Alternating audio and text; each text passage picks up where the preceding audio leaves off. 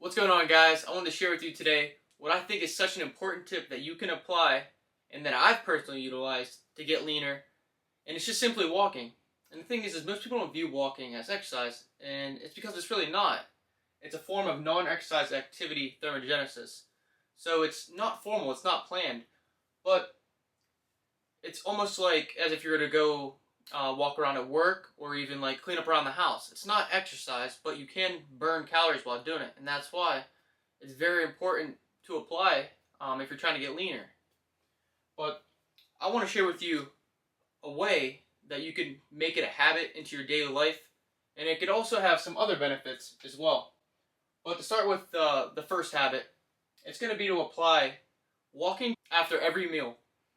It's going to be a 10 to 15 minute walk, preferably 15, and then you'll burn roughly 100 to 300 calories if you eat 3 meals a day, because after those 3 meals you have about 5,000 steps in. Okay?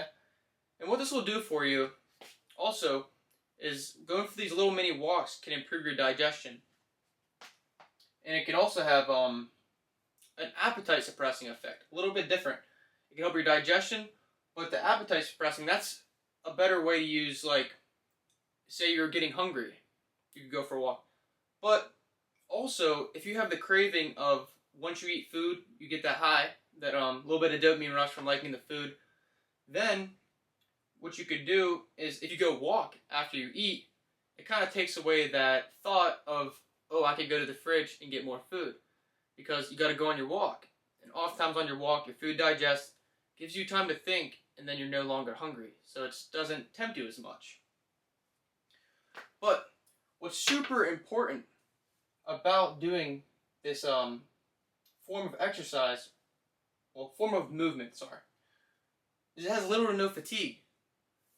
When you do moderate intensity cardio, when you do high intensity cardio, at some point you're going to form some fatigue. This may affect your lifts, and it also may affect your hunger level. With walking, if you bump up to like 15 to 20,000 steps, yes, you might have some fatigue. But if you keep it in a relative range of 10, 12,000 steps, usually you'll have no fatigue. And if you're following this routine, that's only 5,000 steps on top of whatever you already get. So there's a good chance you'll line up about 10,000 steps a day. And that's a great start for calorie burn without doing any implied exercising. And move on to the other benefits is when you're walking, fat is going to be your primary source of fuel compared to carbohydrates. And carbohydrates are also one of your main fuel sources for lifting and doing more intense pieces of exercise. So when, say, you do moderate intensity cardio or higher intensity cardio, you're going to be doing using more of your carbs. But you want those carbs for working out. So that's why walking can be such an efficient way to save your glycogen stores for training. But also, personally, and it's been studied, is that it can improve your mood by going on walks by releasing endorphins and dopamine and serotonin. These are like the feel-good hormones, or chemicals, sorry. And then, on top of it, you're outside, you're in nature. The human body and human mind love nature. You get that sunlight exposure, which will help you with getting vitamin D in. A lot of people supplement this, but you can just get it by going on these 15-minute walks. Also, it'll help with circadian rhythm. What this is it tells your body when you should be going to sleep. And this happens by being exposed to the sun. And another thing that I think you would benefit a lot from is maybe if you left your phone at home when you went on these walks. It's a little technology detox. It might challenge you a little bit if you're dependent on your phone, but this would be a good thing because you could use this time to reflect.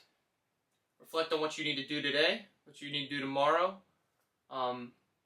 Anything that flows through your mind when you're going through these walks, it really can help you clear your mind. If any of this interests you, and it's persuaded you or motivated you to go or think about implementing these small walks after a meal, which I do think you'd benefit very much from, don't think about it anymore. after watching this video, put your phone down and go for a walk. And then you can give this a try as well. When you get back, think about how you feel and journal it. So drop a comment if this helped you guys out. If you made it to this point in the video, I appreciate you, and I'll see you in the next one.